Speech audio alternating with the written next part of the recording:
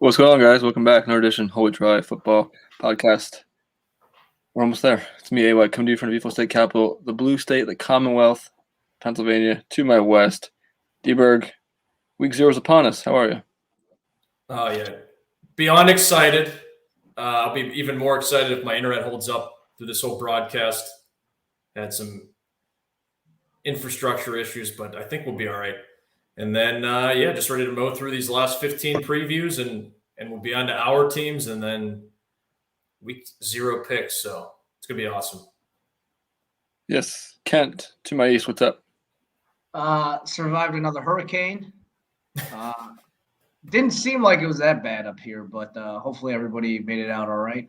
I saw there's some flooding in central Jersey, some flooding maybe in Brooklyn area, but last time we had one of these, they were talking about it like it was going to be Sandy, and they just finished up fixing stuff from Sandy last year. So I've been dealing with like construction going on to fix stuff from Sandy going back like 8 years now, and they just finished it. So hopefully we didn't sustain any major destruction from that stuff.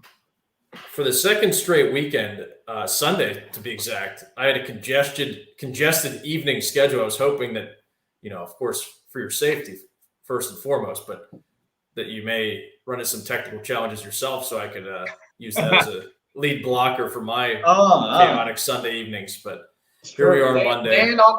Dan on the Tony Soprano Sunday dinner schedule right now. I know, yeah. But here we are. Yeah. Here we are, like Dan alluded to, 15 previews. To the hit tonight is Mid, West. And West. Get it? West. That should have been the title of this video, not West/Midwest. We're just encompassing Mid-West. So we are going with the Heartland, the Rust Belt, and everything out yonder that they discovered in the late 1850s. There you go. California Purchase. The frontier. So we got teams ranging from friggin' Illinois to, I don't know, somebody got a Southern California team, probably. Yep. Okay, there we go. Kent? I've got a Southern California one. Spanning the country here. A little bit of Big 12, a little bit of Mountain West, some Pac-12. So we'll be all over the place, but it'll be good. And like Dan said, 15 tonight, and then 3 plus week 0 in a few days. So it'll be good. Big week.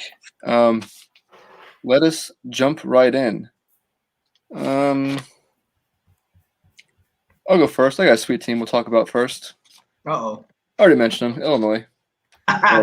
Some people say Illinois, but no, they got My father being one of them. Yes, he's an Illinois person. He is. Yeah. They're out of camp. They're in week 1 right now. They're in game week. They are. That's why you got to get them out of the way first. You got to get them out of the way first. Because we're going to circle back to this game quickly. I voted in, I think it was Weber's poll today, week 0 game I'm most excited for, and it's definitely this one. The dumpster fire that is Nebraska and the Phoenix that's rising in Illinois. Even though last year Lovey took a little step back. That defense is pretty bad. Really bad, actually. But 9 guys are back. So I know we talk about return production all the time. I'm not sure if 9 back on this defense is a good thing, but it's a fact. So 9 stars back. Now on offense, quarterback, you may recall from a little more up north, Brandon Peters coming down. I don't know. We'll see. Is this his 6th season?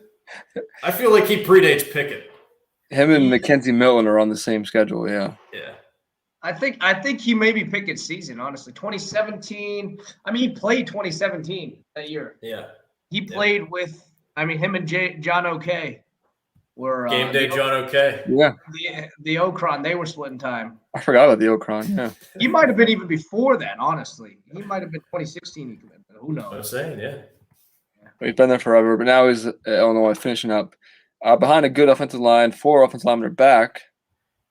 88 starts combined, so that's pretty good. Wide receiver group gone. And so they're going to be relying on the running backs. Chase Brown, the best one, but a transfer coming in, a young Jafar Armstrong. Also been around for quite a while. He makes his way over to Cross State. And a pretty awesome linebacker duo. Their best player, Jake Hansen, probably by far. And Owen Carney, or an edge rusher. Illinois, over-under 3.5 as I pull up the schedule here. I'm loving it. I'm thinking week 1 they go in Nebraska. Actually, they host Nebraska. That's a win. UTSA, the Zima Drinkers, Maryland, they're all over the place here. Got Charlotte in there. Gers is tricky. Northwestern at the end. Losses at Iowa, Minnesota, probably State, Wisconsin. Yeah. I don't see why you can't get 4 wins here. There's no reason. I mean, UTSA, they should have beat them. You got to take care of Purdue or Maryland. I don't know about that. I know we dump on the bow a lot, but yeah, they actually are pretty somewhat decent sometimes. All right, as chronicled, yes, as already been chronicled, they're all right. I'm going 4-8. They'll find a way. What was their win total? Do we know offhand or not? It's probably 3.5. Right? 3.5. Yep. Oh man. I'll go under that, but I will give them the Nebraska win. They get the Nebraska, they'll get the UTSA, they'll get the clit, the big clit. They just got to get one more for that. They'll get one somewhere. I don't know about that. I'll go 3. We'll see. Let's go, Burt. Let's go, Burt. Yeah, I mean, that's the thing that I didn't want to mention. I was going to hype him up in the preview and say Burt's going to take it to Frost, but said that for a few days. But yeah, Burt's back in town. Burt's back now. They have the most returning senior eligibility guys, right? I think 17 of their guys are guys that could have graduated last year. 4 offensive linebackers with 88 starts. Like, Burt, get back to Wisconsin ball. Just ground it. Ground and pound. Ground and pound. Borderline erotic. It is. Which 22 is going next? Dan, who are you going with? Yeah, I'll keep in the Big Ten West here with Minnesota. I liked my draft. I think I've liked all the drafts that we've done, mainly because I get to talk about Tanner Morgan here and his great pair of legs, as Dan Deerdorf pointed out during their game against Michigan. Sack time. Sack time, great pair of legs. And then they've got – I didn't realize this, they've got an experienced offensive line, but the big boy, Filele, I didn't realize he didn't play last year. So at least that gives them – they pick up about 5 inches and 80 pounds most likely with his return, if nothing else, on the right side. But then, you COVID or something. It just says after he opted out last season, so I don't think he does have the predisposition. He's like 400. Would be a target. He's huge, yeah. But Rashad Batman gone to the Ravens, so I'll be cheering against him at least for a couple years. But they do have I don't remember these guys. Daniel Jackson and Dylan Wright from A&M. That the folks over at College Football News I'm reading. Or they're highlighting them. But I think, Tanner Morgan, the offensive line, just talked about with Burt, ground and pound, keep it simple and lean behind the offensive line and experience at quarterback. I'm not too concerned about them having a bunch of stink bombs like they did last year. But I would I rarely talk about defense here. However, I have to point to their 2 Death Stars up the middle. Because one has an awesome name. Micah Dew Treadway. You know this guy, Cam? Did he have the Penn State offer? I don't know of him. But he does have a nice name. Micah Dew. That's NIL right there. Mountain Dew, Micah Dew. And D'Angelo Carter. Pretty sure he's a transfer from somewhere. I'm not seeing that highlight. I could look it up and get back to everybody on the next go around here. But I did like that name on their roster. So the issue is the defense. I mean, they got torched by everybody. By Collier. Yeah.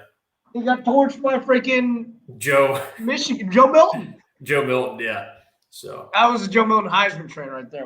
That was for one day in the fall last year. That was it. So looking at their schedule now, I think obviously Ohio State, even at home, It's a tough ask. It's only 13.5, though. Yeah, it's a little bit tricky there. I think they'll come out with some fire. I think they'll keep it close. Yeah. So, and then they get Miami, Ohio at Cairns Buffs.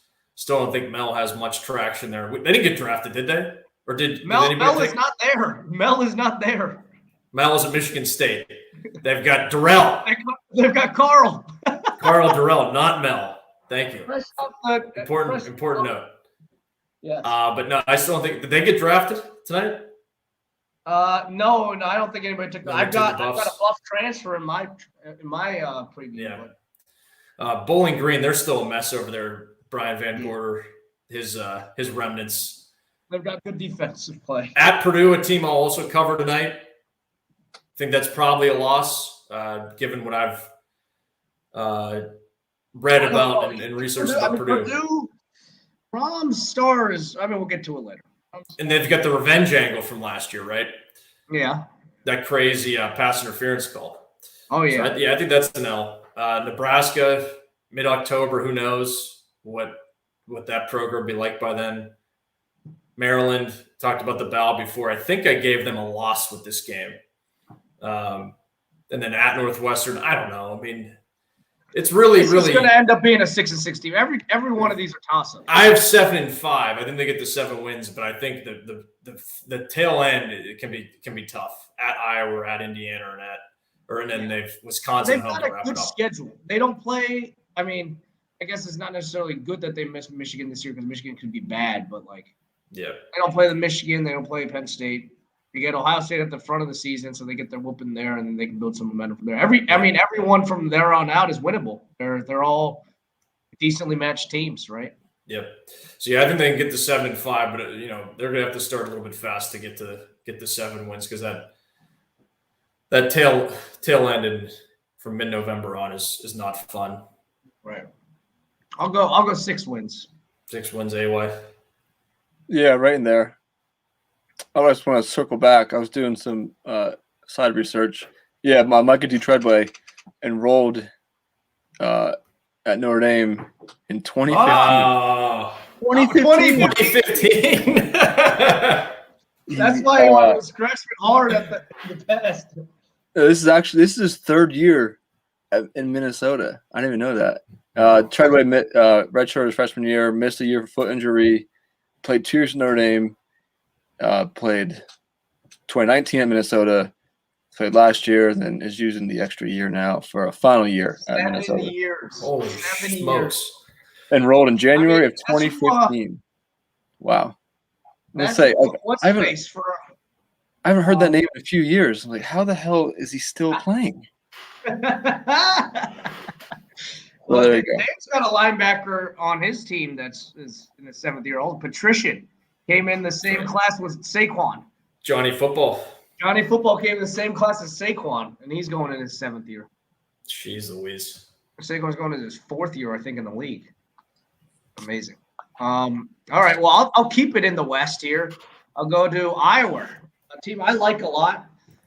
They do lose some good production that they've had in some game breakers they've got at receiver. They'll miss out on Amir Smith-Marset, Brandon Smith, 2 Smiths out there that caught a lot of balls for them. Petri Dish is back. He struggled mightily his first couple of games, earning himself the Petri Dish moniker from us. Then he did end up doing better. He spent the offseason looked like training with Nate Stanley and Pickett's charge along with Sorley down here in Jersey. But hoping he takes the next step. That's usually the biggest step players make in the first and second years of starters. Everything slows down, especially at the quarterback position. Hoping the same for him. He'll have his trusty Jim Rat, slot receiver, small guy, trusty hands. Nico Reganey, he's back. But like I said, they do lose those 2 guys. I'm sure they'll have a reliable tight end as well. They always do. I believe they got the starter back there as well, though you never doubt it with them. And they'll lean heavily on the running game. They do lose Mekhi Sargent, but they still have Tyler Goodson. Has it ever mattered? As it ever mattered.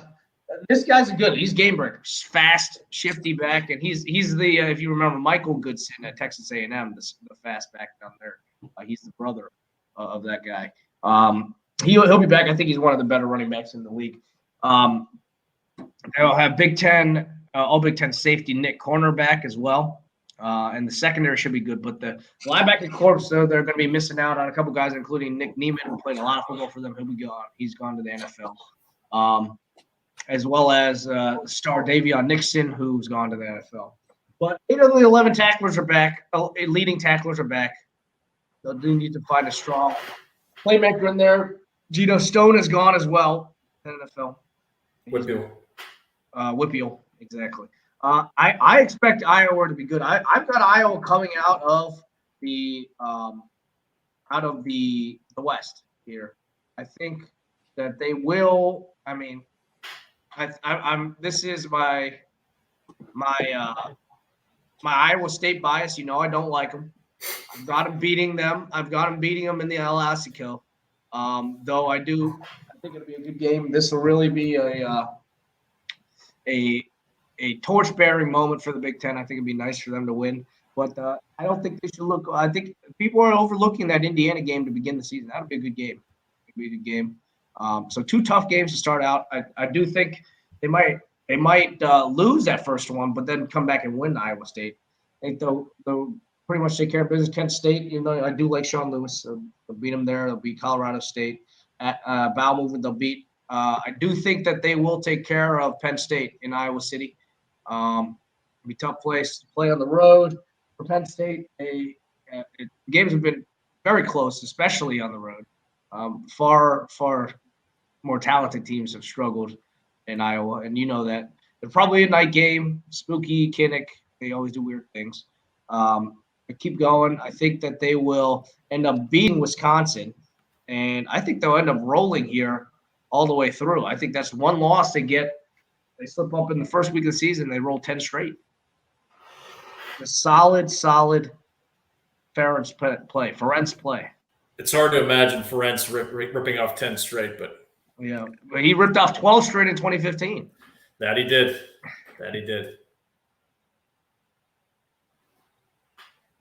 Yeah, I mean, I can see 2 losses as well, with Iowa State being the other. But I do think they come out of the West. 9-3 for me. It's a good season. Yeah, 9-3. They could. I mean, they could win 12. They could win 12. Yeah, I'll go with 9. All right. Okay. Where are we on to next, AY? We're going out west to a team who could win 9 as well. My Beavs. I wish we had a chainsaw sound effect we could That sounded like one or a weak fart. No, I don't think Jonathan Smith's crew is winning 9. I'll tell you that. The chainsaw won't be fired up no matter. Having cross-referenced a few places, I've come to the conclusion that their 5 best players all line up on the line of scrimmage near the football. That's where games are won, in the trenches. That's right. Both tackles, center, guard, and a tight end. Burt could use those, but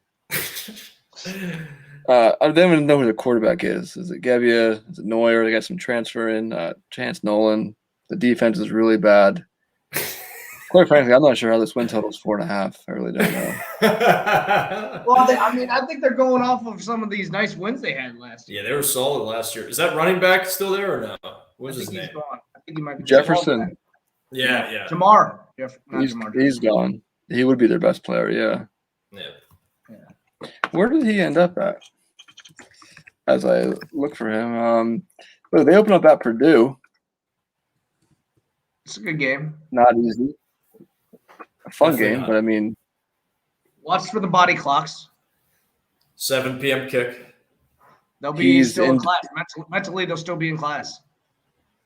Jefferson's in Detroit with the Lions. Then they get Hawaii at 11 o'clock kick on FS1. 11 a.m. 11 what kick? 11 p.m. PM. kick. Oh, they're catering to Hawaiian time there.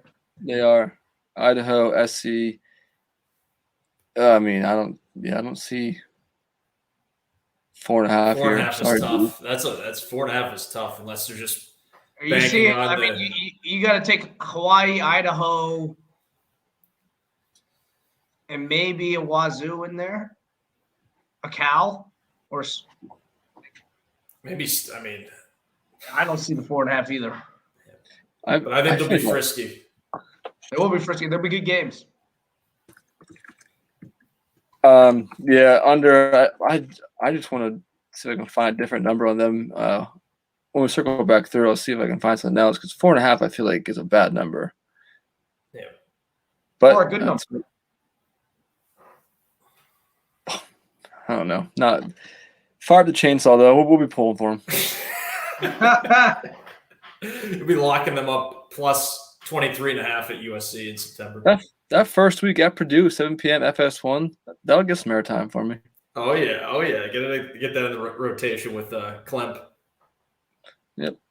All right, Dan. Go ahead. Yeah, we'll go. We'll go to their week 1 opponent, Purdue. The really interesting thing I discovered in looking at them, you got Jack the Snack Plummer against Aiden O'Connell, who was the opening day starter last year. Aiden O'Connell was. However, I can't find anything concrete on who's going to be the starter. Yet Jack the Snack has been named to the Unitas Award watch list. So I know those watch lists are for the birds. However, I think I would at least lean that it'll be Plummer, and he definitely had more of the experience from last year.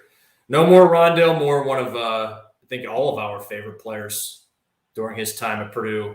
Very memorable performances out of him over the years. But David Bell, who I do remember, this guy, unlike the Minnesota receivers, as well as a gaggle of other pass catchers. One of the deepest wide receiving cores in Big Ten history, I think. This guy easily could be the top receiver, if not for Olave and Dotson and a host of other guys. He's fantastic. Yeah. And he So had now the I'm Penn trying State to offer. figure He out- was Penn State's #1 receiver that year. Penn State wanted him bad. Yeah. He came down to Penn State and Purdue. So they just need to make sure that their offensive line is shored up as a unit, and I think they'll be able to get things rolling again offensively. With I can't believe Coach Braum has been there for this will be his 5th season. It seems like he was just the toast of the town after early It was success just one there. season. I feel like it was one season he was the toast of town. Yep, And he's been meh, but still elevated the floor there. It was really bad there for Purdue for a half dozen, maybe even more years there. I think they do come out and they do actually give it to the Beavs pretty good, maybe by 2 touchdowns or something like that. I'm not sure what the line is on that game, but I'll be interested to see. And then they got UConn. I would think that's a win. Then to Notre Dame. That will be a loss. I have very little doubts that the Irish will prevail. And then they get Burt in Minnesota at home. So I think could we be talking to our kids about a 5-1 Purdue? Or no, 4-1. Excuse me, 4-1 Purdue heading into Iowa, where they fall victim, and also Wisconsin at Nebraska. That's a tough 2-game stretch to have to go to Nebraska, but we still. Your guess is as good as any of ours. How Nebraska will be at the end of October, but then it does get a little bit easier with the trip, with Michigan State at home, then at Ohio State and Northwestern before Indiana for isn't that the bucket and nails they play for, or the Old Oaken bucket? It is the Old Oaken bucket of Old nails. Oaken bucket. Old Oaken. I'm disappointed. There's no nails involved in that bucket. I don't think. There are nails in the bucket. In the name of the bucket. Oh, in the name of the bucket. I think it's just Old Oaken bucket. I'm sure onions would be disappointed. I know, for me not It knowing will be. Yes, it will be disappointed when he listens. the biggest rivalry in the state of Indiana. Exactly. Is the aforementioned one a rivalry? I know it's a rivalry. Is there a trophy involved with the other team in Indiana? Yeah, a trophy involved. Are they involved in the shillelagh at all? No. The Shillelagh's with USC, isn't it? Right, yeah. I wasn't sure if there was also See, here we go. The trophy first presented in 1957 is a shillelagh donated by Joe McLaughlin. There you go. There is a shillelagh involved. There is a shillelagh. Notre Dame just loves their shillelaghs. Shillelagh, it's jeweled shillelagh, I think, with USC, potentially. Special. Flashy for Hollywood. So there you go. There you go. I think A 6 shillelagh, and 6. a shillelagh is an Irish artifact. Is that what it is? Probably, yeah, I would think. I should Sounds know, right. but I don't. Yeah, I think 6 and 6 is definitely within the realm of possibility. I don't know how much higher I could go. You'd think pretty concrete losses here at Notre Dame, at Iowa, Wisconsin, and at Ohio State.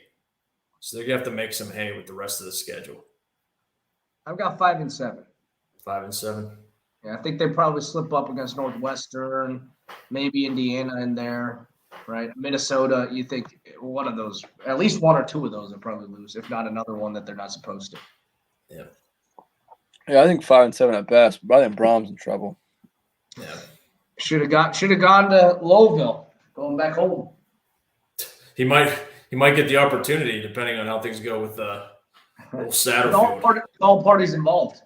Yeah. You didn't mention Karlaftis in there, the defensive. Oh, no, I didn't. Yeah, I didn't. I bypassed defense here, but yeah, I should mention George Karlaftis. Pretty beast. Very good. Pretty beastly. Very good. And I think his brother's on the team now, too. We'll see here in a second. Well, I will maintain it, and I will. I could go to Oregon, actually. We'll go back a step, and I'll go back to Oregon, following what AY said, and we'll go to the Beaverton, Oregon, and Eugene. Last year, they made it to the Fiesta Bowl, even though they came in, was it second or third in the North? I'm not even sure. I'm not even sure Washington was supposed to make it to the championship game, but they did, and then they had a COVID outbreak, so they couldn't go. So Oregon made it in, and then they upset USC. So bizarre. And what a year. Here we are. They make it to the Fiesta Bowl as the Pac-12 champs. I think they still get to hang a banner as a Pac-12 champion. They are the division champion. They were not the division champion, but they are the Pac-12 champions. They're a pretty shitty team, but they go there. Show. We declared this last time. Very, very bad for a lot of the year. I mean, the worst one I think was against Oregon State when they lost that game. That was absolutely Just disgusting. folded like a cheap suit. Terrible. Absolute ass. Moorhead's moved on. He's gone to BC transfer Anthony Brown, who I don't think really played at all except for that last game against Iowa State. I think he played. He scored both touchdowns against Iowa State that they had. Yep. So good for him. Hopefully, for their sakes, he comes on. I'll tell you what, he'll have the weapons around him. That guy's got a host of talent. The receiving core, Devon Williams was coming on late last year. He's 6'5" guy. He's fantastic size. But they got the smaller guys, Jalen Redd, Johnny Johnson, have been there forever catching. Well, along with Micah Pittman, who's a borderline 5-star guy that came in last year as a freshman played. He's Michael Pittman's brother from USC, if you remember. A very recent guy. And then the two running backs, they've been there forever. Vernell as well as Travis Dye, if you remember both of them. I feel like they've been there for years. The two smaller backs, so they're both back as well. They got the skill players. The line left a lot to be desired last season. That'll happen. I guess it was even better to get the rebuilding process a year early in the preseason season, like Dan says. But they were without Panay last year, so they got a head start on that, right? But they did. They need some improvement on the line. A ton of high-end talent, including Panay's brother, Noah Sewell, as well as another 5-star guy in Justin Flo in the linebacking core. They got another couple of guys, Masai Funa and Isaac Slade Matausia, all very, very talented guys on that defensive side of the ball. And that's not even mentioning the all-world number 1 recruit they got a couple years ago, Kayvon Thibodeau, who was always going to be a high draft pick. This guy, uber talented, uber athletic.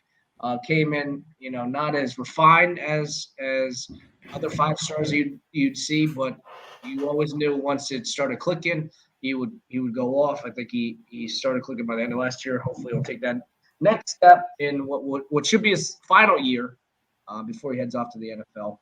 Expect him to have a big season. Oregon, I think, are they the favorites out of the Pac-12? I forget if they are. I'm pretty certain, yeah.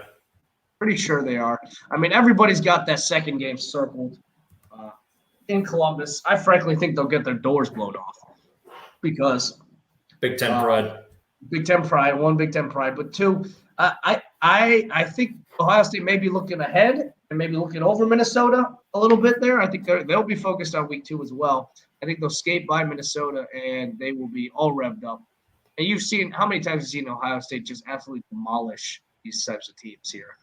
Many times.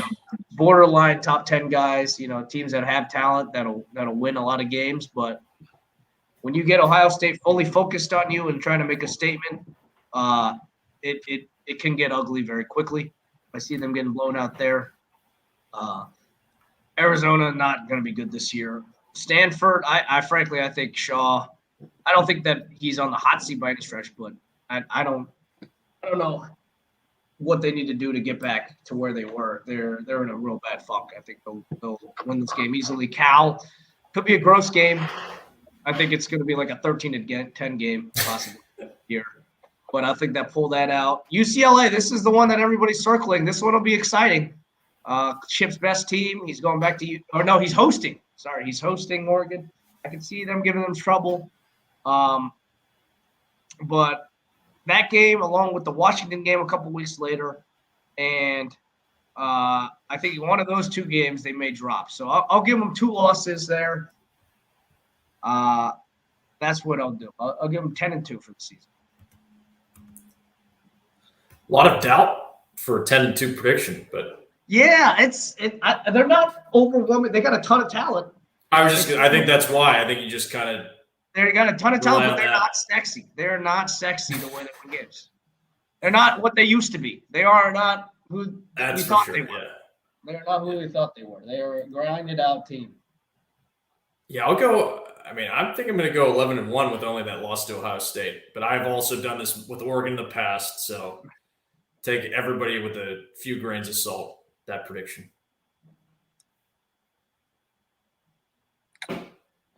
Yeah, we'll go 9-3. It's the Pac-12. They'll find a way to screw themselves over. Although they should probably go 11-1. But they won't. Well, we'll go to an opponent they played at a conference a few years ago. Sparty.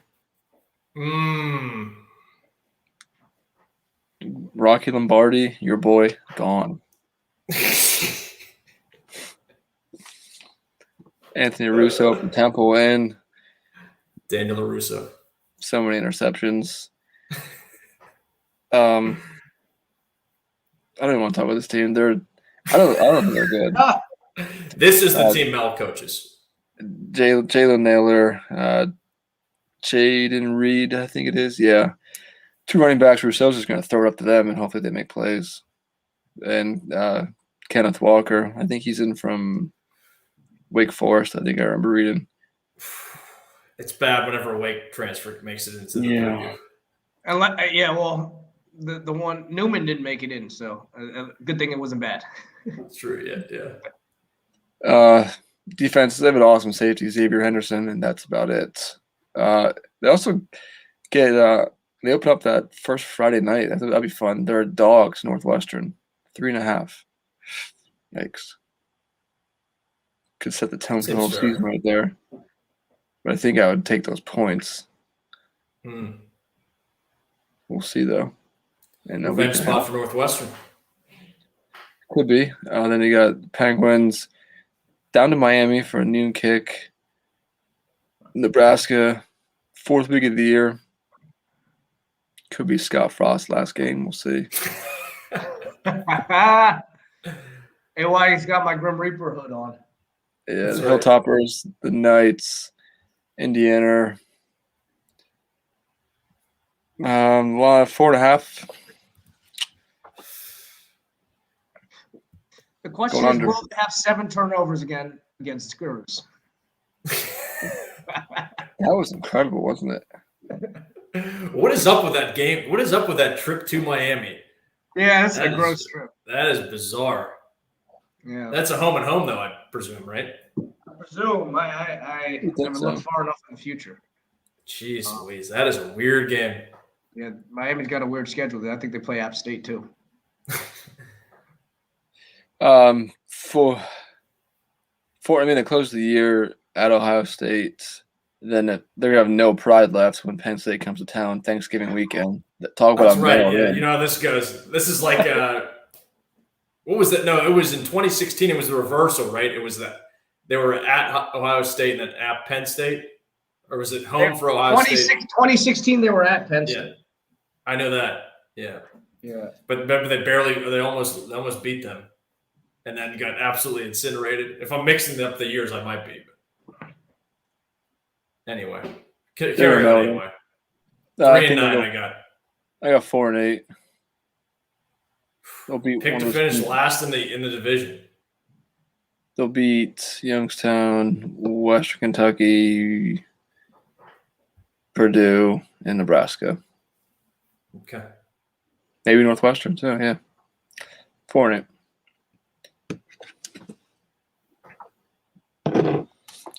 Go ahead, Dan. Yeah, I'm gonna go back out west to Hermland. Tumultuous times for Herm. He's cheating out there. He's getting grad assistants and analysts chopped and suspended left. I think he's just trying to get to the season and have a good season, so it'll wash it all away.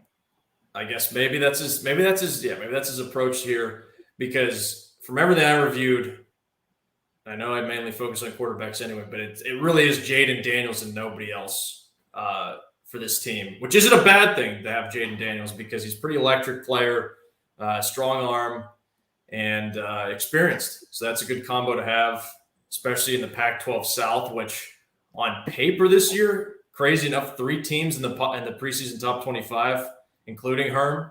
But the bottom half, or at least the bottom teams in Arizona and Colorado, should be pretty easy wins there.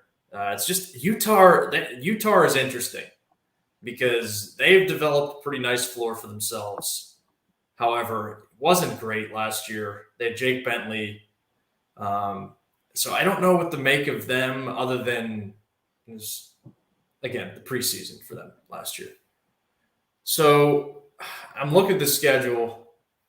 You've got to go. This is a hard one because I still have some fraud hatred lingering when I look at this team's schedule, but they don't have, fraud is in Hawaii. He's in. That's right. He's in Hawaii. They don't draw him this year. They give you Southern Utah, UNLV, at BYU, rebuilding BYU, and then Colorado. So you should really expect to be 4-0 with Jaden Daniels as long as he's healthy heading into October and that big clash with Chipper, which talk about pivotal games for teams. I know Chip gets LSU early on, but that could be from Pac-12 standpoint a very pivotal game in terms of which of those two. I think they're probably neck and neck in terms of being competitors to win this division. I think they'll lose that because I'm a little bit higher on Chip. Then Stanford at Utah, Wazoo, USC. I mean, such a crapshoot. I can't trust Herm to overachieve. Thus, I will land on like a 8-4 season. 8 wins. 8 wins, exactly. 8 wins. 8 wins. So prove me wrong, Herm, I guess. Otherwise, I would just focus on keeping the train on the tracks here because it seems a little bit wobbly. And who knows? He's old as hell. So who knows what he's got going on upstairs. So 8-4 for me. I would say surefire losses at Washington, who I'll get to here shortly.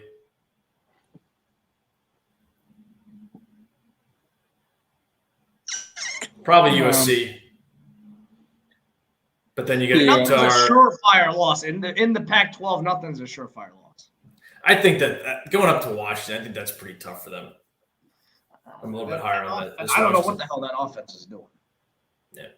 So I got 8-4. All right. Yeah, I got the I same. think they get 72 on Jed Fish. Yeah. Also. All right. Okay. I will stay in the Pac-12 South and head on over to sunny Southern California. Last year, they're 5-1. People talking playoffs. If they beat Oregon in the Pac-12 championship game, and they didn't. They had 1,000,001 last-minute comebacks. Term, I think, in the season opener was a miracle. Arizona came down the wire. Just a lot of crazy games for them. Keaton Slovis, first year under Graham Harrell, could have had a better season, but I mean, he was facing a ton of pressure, got sacked a ton of times. I think he averaged like 2.5 sacks a game, something like that. But I think another year in the system, he should be better. He's a veteran quarterback. This is his guy. He's played since he was a freshman, and been good. But he's out a couple of weapons. I mean, last year they were replacing Michael Pittman, but now he's down Amon-Ra St. Brown as well as Tyler Vaughns. But got a couple of guys coming back. Drake London, one of the two great Drakes that they've got on their team. Drake London, 6'5" receiver, should be fantastic. Another guy they were going to count on this year, Brew McCoy, landed in some hot water domestic abuse issues, and he's been suspended from the team. I don't even know. I mean, I think he got felony charges, so I don't even know if he'll be back. But they've got a couple of guys coming in, receiver-wise, from the transfer portal that have been pretty good. Taj Washington was very productive down in Memphis, if you remember the name. And then Katie Nixon spent a lot of years opposite of Laviska Shenault down there. He's very good out of Colorado, making the Pac-12 jaunt over to Southern Cal. Like I said, Keaton will – I think they'll lean more into the air raid aspect of Graham Harrell this year. They lose a couple of running backs. The big back Step, who was originally Notre Dame commit, ended up at USC. He's transferred now to Nebraska. And then the other guy, Stephen Carr, was former 5-star guy. He's in Indiana now. They do bring in the running back from Texas, Keontae Ingram, but again, I think they will lean more into Slovis this year. Defense-wise, they should be pretty good. They've got the other Drake Jackson. He's supposed to be a stud defensive end. He'll be a high draft pick. They've got 5-star, the number 1 guy in the country last year, Corey Foreman, staying home. He's from Corona, I believe. And he's going to be fantastic for them, 5-star, number 1 overall guy. So USC's always got the talent. That they've got a couple of lockdown corners out there. Malo. They've got a guy named Pola Malo. That he's a good safety for them. He's playing safety as well. There's actually an apostrophe there. So it's Pola, Pola apostrophe Malo. So Pola Malo at safety for them. And then Chris Steele and Isaac Taylor Stewart, pretty good tandem of cornerbacks. I think they've got the talent. I've got them coming out of the South this year. They'll be pretty good. But again, I was initially even higher on them. But looking at them, I do think they lose a decent amount. I think they will. I think they'll stumble a little bit out of the gates. The line hasn't been necessarily good recently either. But I think they overall, talent-wise, they're going to be head and shoulders above almost everybody, right? So that should carry them. The schedule wasn't really tough out of the gates. I see they got the Utes. I didn't realize Utah was number 24. I don't know if Utes are that good. That's what I was saying when talking about with Arizona State. Exactly. Yeah. But yeah, I see them being 1, 2, 3, 4, 5, 6, 6-0 heading into what should be a top 10 matchup in South Bend. That's if Notre Dame holds up their end of the bargain. I think they got Cincy before that. They will. They'll beat Cincy. I think that'll be a good game. But I mean, when's the last time USC beat Notre Dame? Was it like 2016? Sounds right. Yeah, that would have been out in SC. That was the year that what's his face scored on a punt return, I think, and then the running back like headbutted or like stopped somebody. You remember that? That I don't remember, but I know Adoree Jackson scored a touchdown on a punt return, something like that. Crazy punt return that year. And then I think the running back from Notre Dame with the funny name might have gotten stomped or something like that. I forget. Ken must have enjoyed it way too much. Drawing back, was that Sebo Flemister? Sebo Flemister is what I'm thinking of. Yeah, it was 2016 is the last time USC won. And Adoree Jackson had a touchdown. Did Sebo Flemister get stomped or did he do stomping? I don't. I feel like we'll have to check tape and get back to everyone. I feel like he did stomp on someone that day. I was thinking 2 years earlier was the year that the USC crushed Notre Dame. DeShone Kaiser's bad game in the rain. That was the day Michigan lost to Ohio State by that odd spot on 4th down overtime. That was good. That was my day. Great day. That was a fantastic day for Kent. Big East champions. Pitt and Syracuse played basketball. Pitt and Syracuse played basketball on grass. Yep. And then, I mean, after that loss to Notre Dame, I think they lose Notre Dame. I mean, I could see them winning the rest of the way. UCLA might give them some trouble, but I'll go one loss for them the whole season. I would love to see an 11-1 Oregon against 11-1 USC. With the playoff spot on the line. Be great. You think that that's a playoff spot on the line? I mean, obviously there's a ton of other shit. Yeah, I would think so. I mean, Washington got in with that, right? Yes, but you think Alabama losing to Georgia in the SEC championship, you think they're not taking both? So Alabama would then be 12-1? Yeah. Time will tell. Time will tell you. There's a million other variables as well. Okay. Next. Next is me. Next is you. I was just looking up more of this 2016 Notre Dame USC game. I really don't remember that much. Did Adoree Jackson have the punt return? Adoree does it all. Number 12 USC's 45-27 route of Notre Dame. Returned a punt and kick for touchdowns. Whoa. I don't remember that. Although I guess I don't know if I watched it. That was the 4-8 year. Oh, real cool USC. Yeah.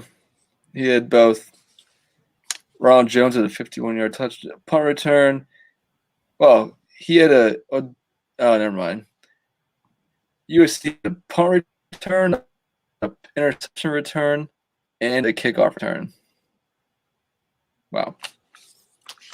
I don't remember that game. Oh, well. I am going to out west, Mountain West, Hank Bachmeier's team. Actually, it's not his team. It's Andy Avala's team. Oregon defensive coordinator taking over. Could be a little problematic for Oregon. We'll see. Losing to DC. Another team with 9 back on defense. Boise, what's going on? Everyone's sticking around. All these super seniors. Key stat I noticed, 3 takeaways last year. Not great. My last team I'll do had even funnier stat than that. But I mean, it's Boise State. They're on the Smurf turf. They got a sweet game week 2. They have an awesome receiver, Khalil Shakir. I get George Helani back. And the defense, the best player's last name is Wimpy. I mean, it's Wimpy! Shane Irwin also out there. But I wanted to go to Boise State because they're always good. They dodged San Jose State, who's circling back. I forgot they have that at Hawaii, then at Western Michigan trip. That's odd. That's a tough back-to-back. Tough back-to-back there. But those San Jose and Boise don't play each other. But Boise does get at UCF and Okie State's week 3. It's a nice little September Good for them. testers. Yeah. The over-under is 8.5, and with some juice to the over. And I think they get to 9. What was that week? Who's favored week 1 in that UCF game as I look? Wasn't it like 4.5 UCF? It got bet down, I think. It's 6 now for UCF. 6, okay, 6 now. Yeah, because I think it was closer to 10 maybe initially, and then Oh, neither team's ranked. That's why I can't find it. All right. Yeah. 5.5, 6. I think they get Okie State week 3. Then Utah State, Nevada, BYU, Air Force at home. man, that's a great opening. That's a great Thursday game. Oh, the Thursday slate is great. Or the before Saturday slate is fantastic. You got Ohio State, and then you got Carolina, Va Tech the next day. It's great. Yeah. Great opening slate. So you got 9 for them, AY? That's a lot, I feel like. I think they win 9 games. Yeah, the over-under is 8.5. Was shaded to the over. I'll take them losing to the UCF and Oklahoma State. And then I think they got another weird loss in there. I'll go 9 wins, sure. San Jose. Yeah, some in there. They avoid that. They go to BYU though.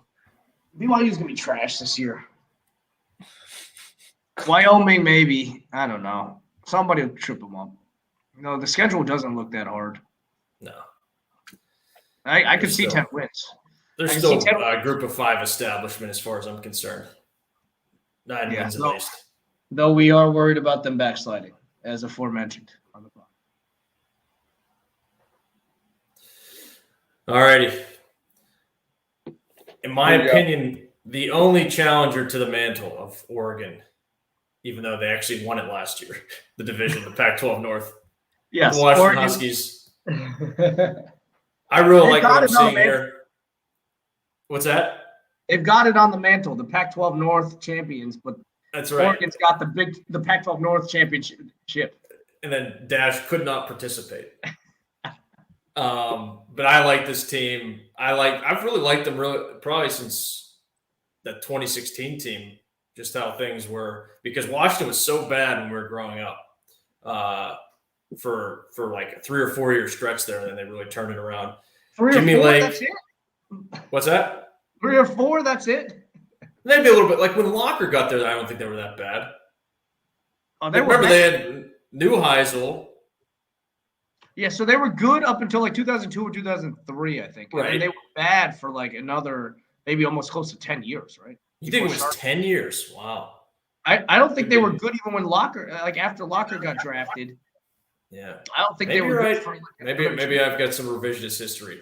But anyway, I've liked them ever since they made the playoff. And Jimmy Lake and Bob Gregory, who I thought he was even there longer, but it says he's on his 5th year with the program on the defensive coordinator. And then they just got tons of talent. Defense has not been an issue there really as long as Chris Peterson's been there. They've had some gigantic individuals. This defense will be led by Zion. Oh boy, I'm gonna try it. I know the second part. Zion Tupola Fatui. Good job on the Fatui. I remember the Fatui from when I watched them play before. but yeah, it's loaded on defense. I feel like that merits a mention from even me. And then flipping over to the offense where they're challenged, and I know why Can is not a fan of this team offensively is because John Donovan is their offensive coordinator, his arch nemesis. The gross one. The gross one, even in Christian Hackenberg's also his arch nemesis. So that's a red flag. However, I think with the offensive line they have to go along with the defense, and then they've got quarterbacks with experience. And I was looking at this. It doesn't seem like 5-star Sam Heward really has much of a shot at playing unless, of course, injuries occur. This Dylan Morris is another young quarterback they've had who played last year. So I'll say this. They were at the games of the year +2 at Michigan. I would like to lock that up if it is plus whatever week 2. And I also have a soft spot for Michigan at times, but I think that is a mortal lock if Washington goes in there as an underdog. Before that, they do have to play Montana, who's preseason number 9 in the FCS, which is interesting because I thought they had kind of fallen on hard times since some of their dominant years about a decade ago. Then Arkansas State, Cal, at the Beavs, UCLA, at Arizona, here's the tricky part. They got at Stanford, and they play Oregon at home. Those, I think, are their 2 losses this year. Arizona State at Colorado, Wazoo to round it out. 10-2, very strong, solid year for the Huskies. But I think that's weird. People have talked about how the groggy atmosphere at Stanford. Oh yeah, it can create Mm-hmm. with potentially undefeated in the top 10, then having Oregon, who could also be top 10 or fringe top 10 at that point in November. I think they'd lose both of those games and then finish somewhat strong, probably with some gross wins, but still somewhat strong with the last 3. Am I nuts? No, I could see. I'm going 9-3, but that's also with a gross loss at Michigan.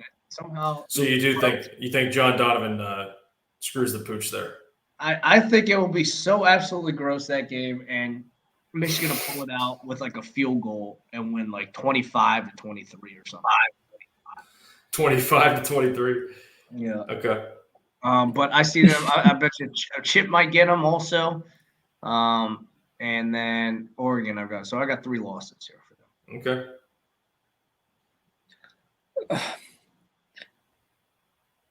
If they get by Michigan there, they could definitely go on a bit of a run until you go into. That's what I think. That's what I'm thinking. Yeah. Until you get up there towards the big dam in Corvallis. Who knows what things could be like in Corvallis there. I mean, yeah, if they got a pretty big dam built, you're in trouble. But the big dam. Over under is 8.5, by the way. So that's -130 over under.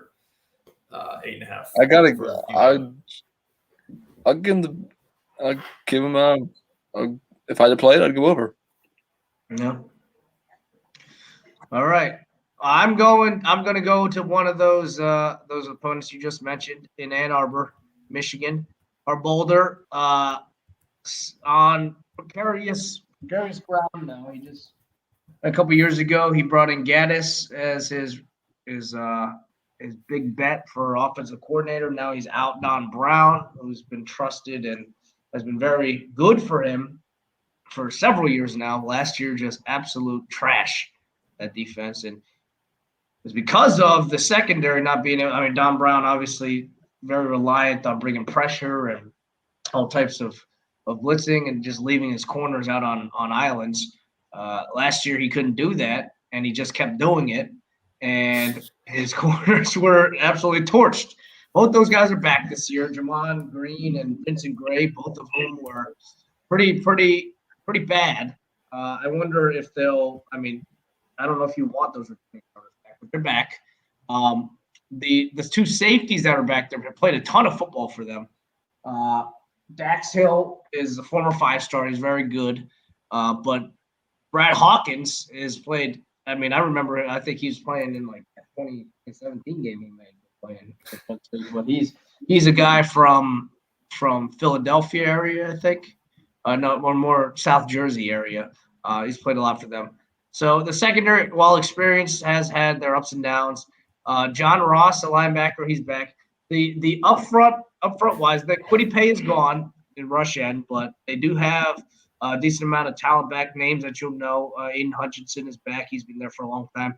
The 2 defensive tackles they've got there, they've got Chris Hinton, who is a former 5-star, and they played a lot of football for them. And then a name that Dan is familiar with from his side of town, hailing from Beaver Falls, Donovan Jeter.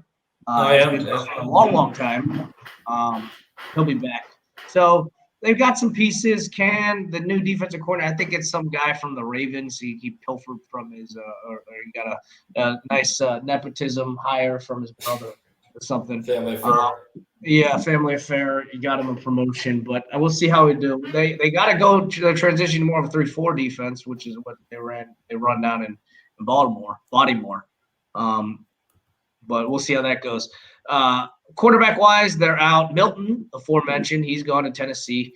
One of the McCaffreys, I think it's Dylan McCaffrey. He's gone now to Northern Arizona. By way of Rice, I think he made a stop at Rice before he made it to Northern Arizona. So there you've got Cade McNamara still, who had some flashes last year. He was anointed the savior. They've got Alan Bowman coming in from Lubbock. You remember Gotta him. love it. You got to love it. And then they've got the 5-star, J.J. McCarthy, who is the next guy that's got Tom Brady's arm or Tom Brady's mind, along with Cam Newton's arm, along with Michael Vick's feet. He's that guy this year. We'll see who would duke it out. I bet it's Cade McNamara that wins it. But the line was not that good last year, though. They bring back Andrew Stuber, who Penn State wanted out of Connecticut. He's an honorable mention, Big Ten guy. They lose Charbonnet out of the backfield. He transferred to UCLA back home, but they got Blake Corum, who was a St. Francis last year as a freshman. But he's a small back, tiny guy. He's like 5'8". I don't know if he could take the pounding that you get in the Big Ten, but we'll see who they supplement him with in the backfield. Running outside, they got Ronnie Bell, Cornelius Johnson, receivers that have played a lot, along with freshman receiver A.J. Henning last year out of Chicago. He played last year as a freshman. He was a 5-star. Same high school, actually, as J.J. McCarthy before McCarthy went down to IMG. Overall, I don't see – the team has recruited decently well, but a lot of the talent has started to dissipate. Harbaugh hasn't been recruiting at the level that Hook was at the end and then had the bump that Harbaugh had. He had a couple of really nice classes. He really has slowed down recently, and the talent level isn't what it has been. And I think you may see that catch up this year. Now, I just mentioned I think they will ugly up and pull out a gross win against Washington. But, the rest of the way is tough. Rutgers isn't going to be an easy one. I think they'll end up winning that, but it won't be easy. I think they'll lose to Wisconsin. Nebraska, they should take care of business. I could see Fitz throwing Harbolder for a loop here. And I could see Fitz winning ugly in Michigan. Get out of here. You think that's out of the realm of possibility? Michigan is bad. They're bad this year. Northwestern. You just picked them to beat Washington, though. Yeah, Washington. That's body clock as well as uglying it up. This is akin to Michigan, to the games that Michigan State used to win against Michigan with the rain coming in and everything. It's gonna be gross. Michigan State, though. I would never think Northwestern's good ever. No, I don't think they're good either. But I can see freaking. Sure. Oh yeah, sure. Ever. You could play this in 8 years, and I'll say the same thing. They stink. Yeah. They will. They'll be gross. They're gonna win uglily. Michigan State. I do think they get their revenge on Michigan State. I think they'll beat Michigan State. Indiana. I could see them uglying that up and winning. It's a lot of toss-ups in here. I think they'll lose to Penn State. I think they'll lose to Ohio State. So that's a pretty good season for them. But I'll go 4 losses. I'll 4 losses in there. Yeah, I'm going 7. It could easily go to 6. It could easily go to 5 or 6. Easily. I'm not even pulling up their schedule. Screw them. Exactly. Hey, what are you drinking there? Shameless plug there. Yeah, it's the local brewery. Parabolic. Oh yeah. You had some of those at the housewarming, did you not? Not this flavor, but same Brewer. Yeah, it's pretty much. Yeah, it's always in there. Yep. Final round. You guys ready to roll through this? My gimmicky selection is. I'm ready to talk about them. I'm just over here riding. I can't do that. Yeehaw! Oh my god. That was good. That was good improv there. I don't think I could do the same because I also ride. Just over here riding. We're going with the Cowboys out there in Laramie. What a place. It was original team.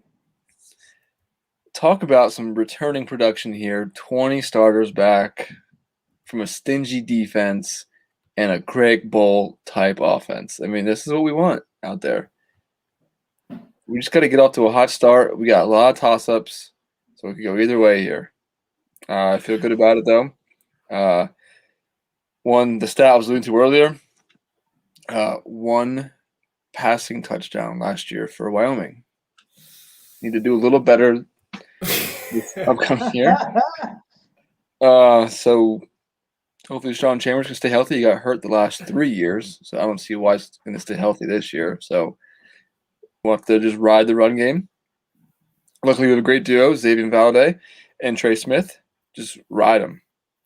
Yep. Defense, you could pick one of 5 guys, 6 guys, who's the best player here.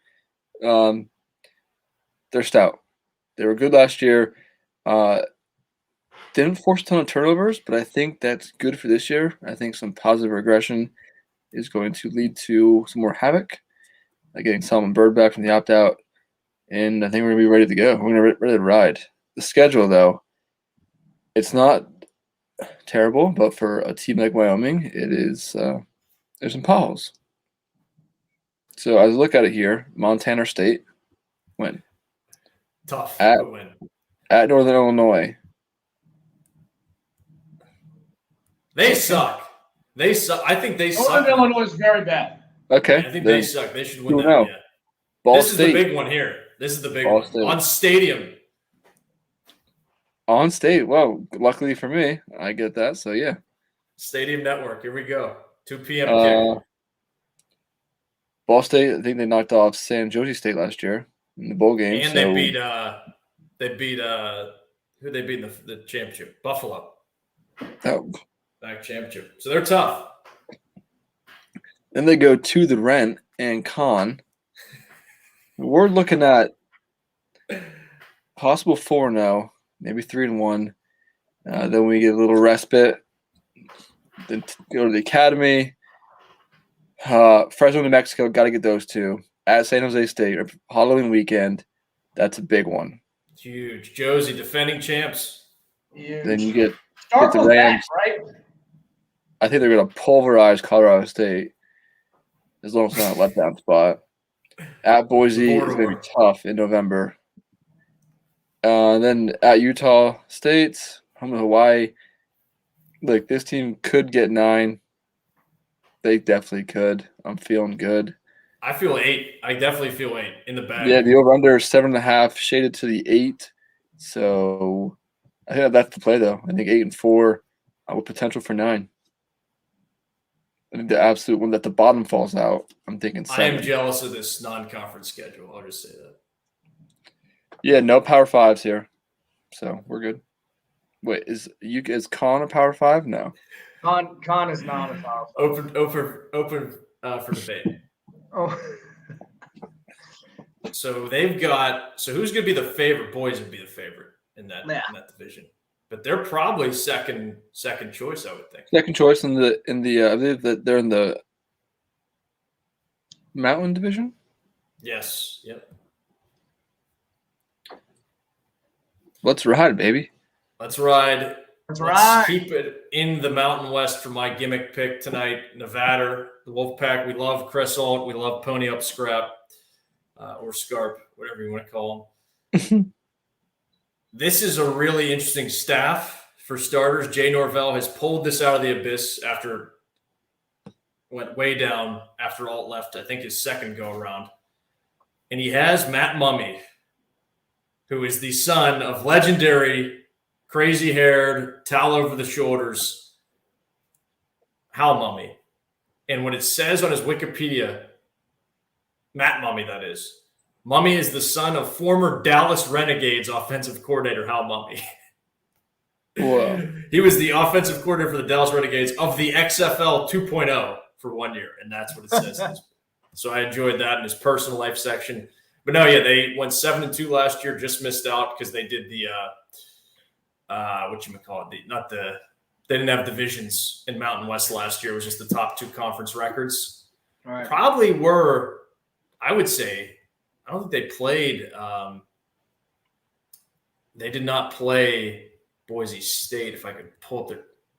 They had that TD awesome schedule. game against Wyoming. Was it week 1? Yeah, I think so. Yeah, it was nuts.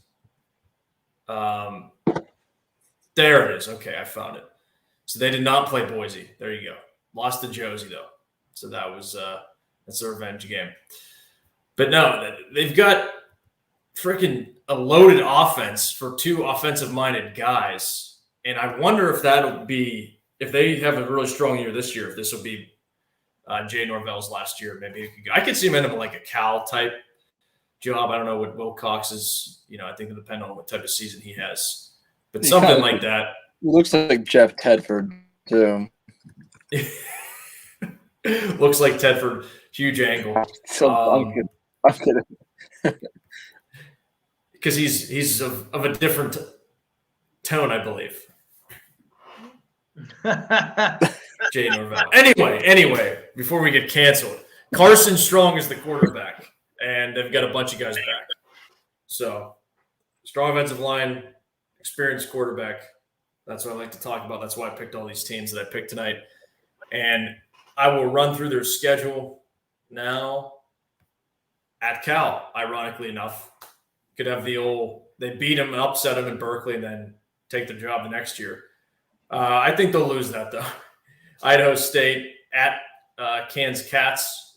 That's a tough, aggressive schedule there out of conference. So I think 1 and 2 out of the gates, and they get right down to business after by at Boise.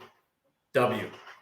That's Boise's other loss. That's Boise's other loss. They lose those 2 non-conference games, then this game to Nevada. And then they just go on a tear. They should. They really should. I think maybe they lose at San Diego State. I would think maybe bounces back after a tough Yeah, that could be a last year. tricky. That could be a tricky back-to-back with San Jose. Josie. Yep. I think that's it though. 9-3. 9-3 for the Pack. 9-3 for the Pack. Well, that looks like it's a fun opening game though. Yeah, definitely. That'll be interesting. Clash of styles. I didn't know it was a 10:30 kick. That's nice. I like that. I like that. Yeah. That'll be the perfect capper. dessert. Exactly. Cal 3.5-point favorite. So nice. It's a good standalone. Yeah. Although BYU Arizona's on the same time. Wow, what a night! Well, BYU Arizona could be No, yeah. I mean, Nevada extremely Cal. hard to watch with Jed Bearfish.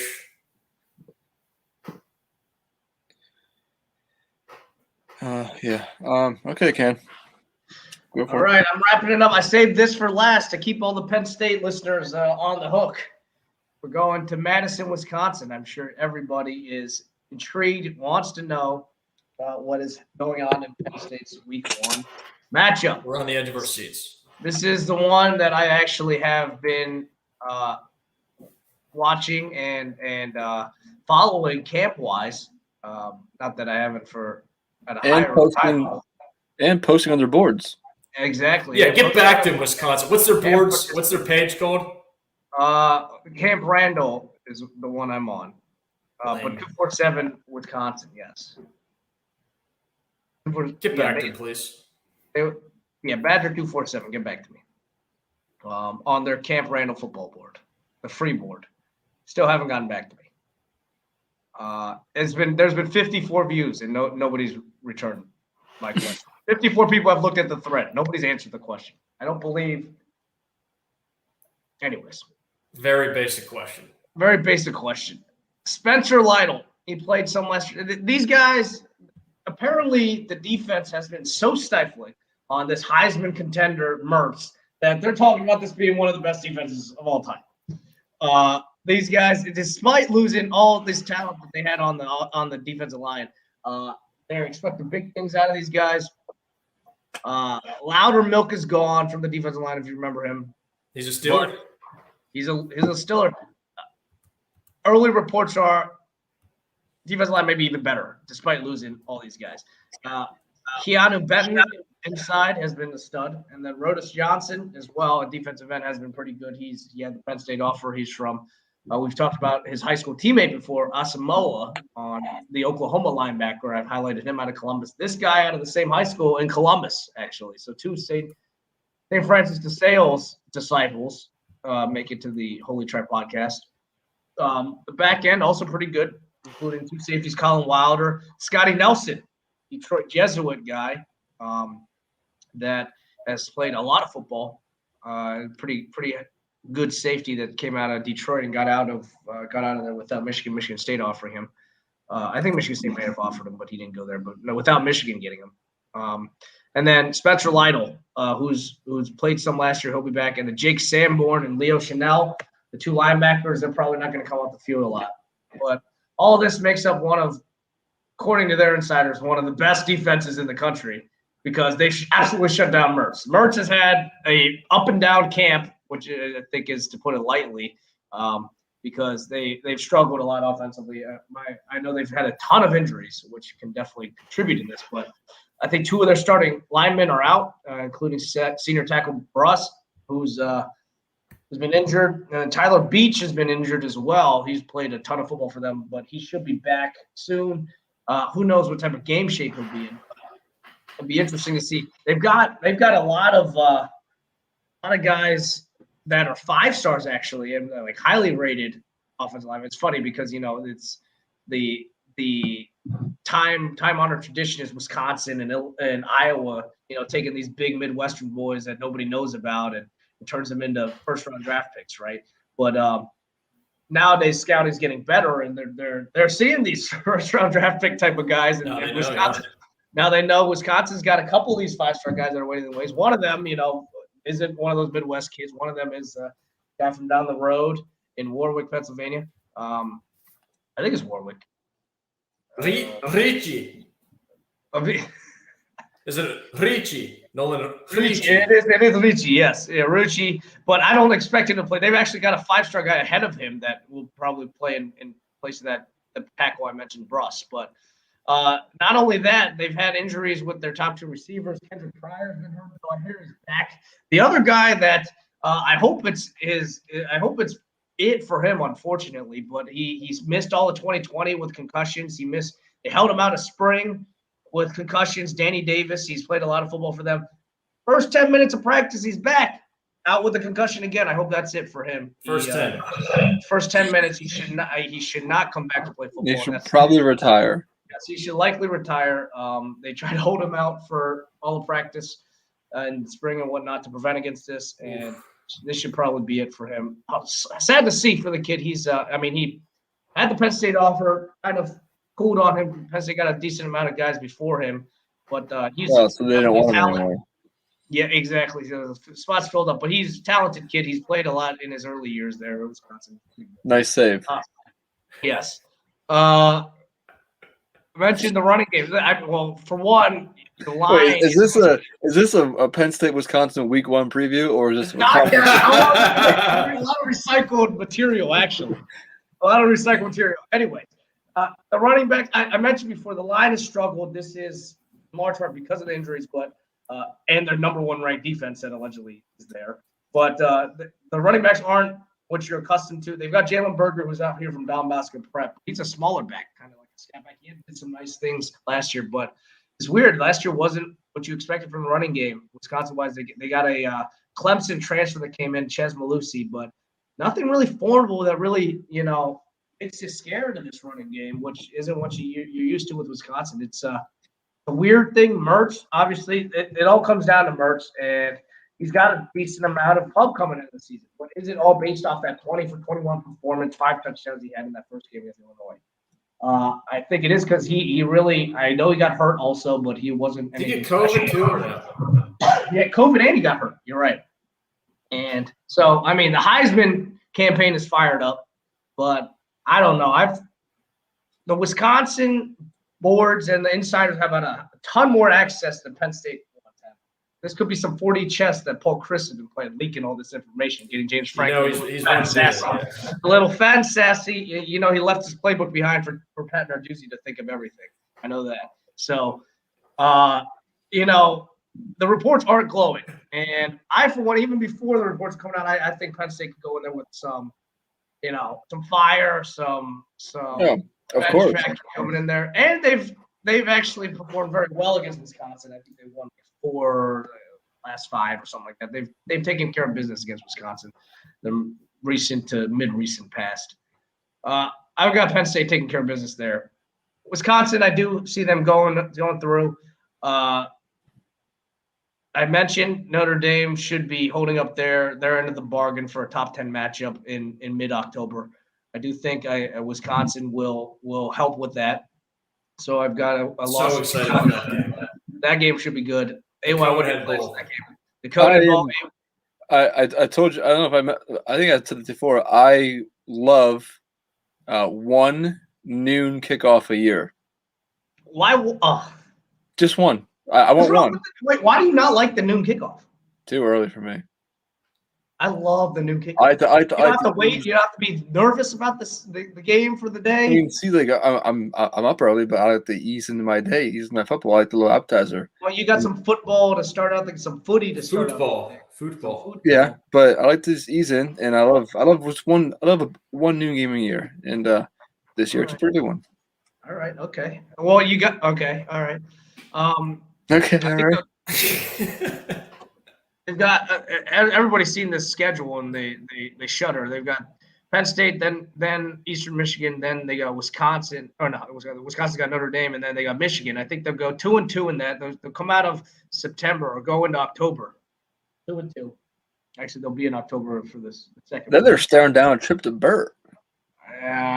Who knows what they're capable of by that point? Who knows what they're capable of? I think they'll take care of business in Champaign, as well as Monk and Purdue. And they basically all but fire Braum. All but fire Braum, but then they lose to Iowa. And I think they finish out the rest of the year. I got 9-3 for them.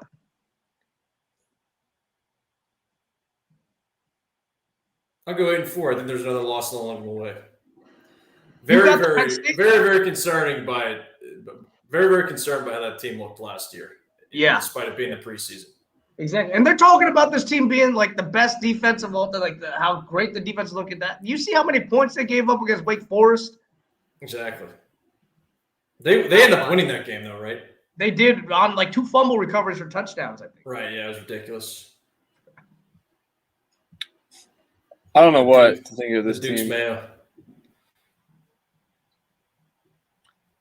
I mean, yeah, their season is defined by the opening month.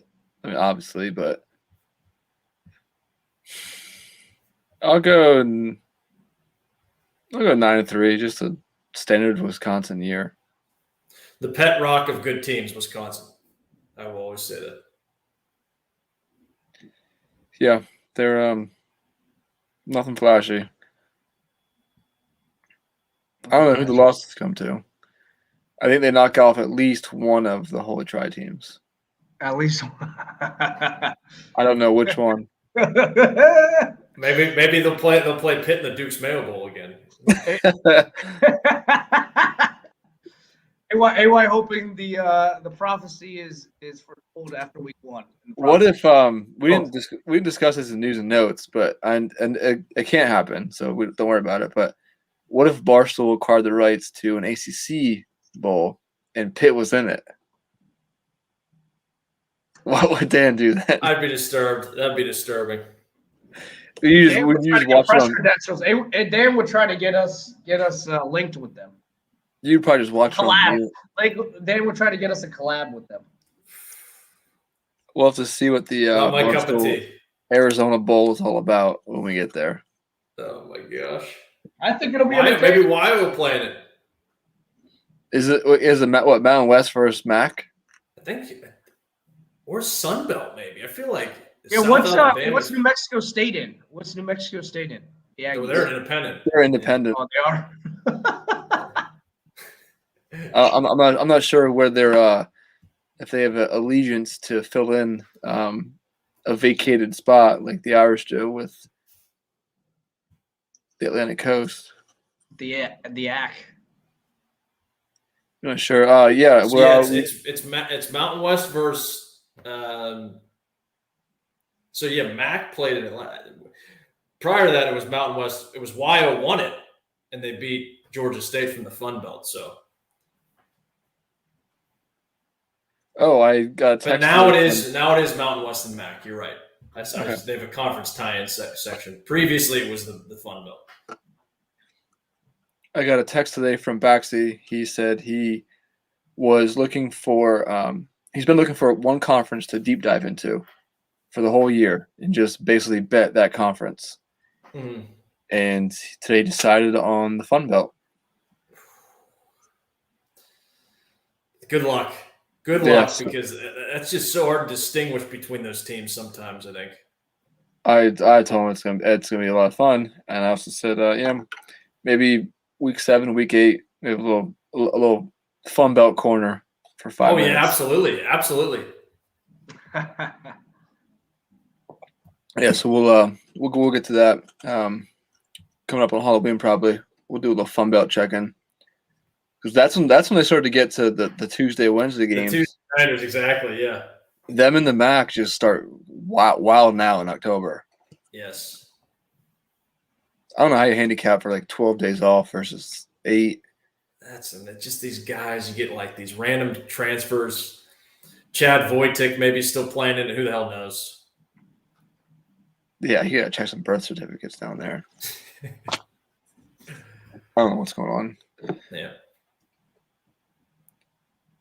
But that's where we're at. So we ran long again after our speedy show from last time. That's all right. We got week 0 preview coming up with Holy Try team previews in the coming days.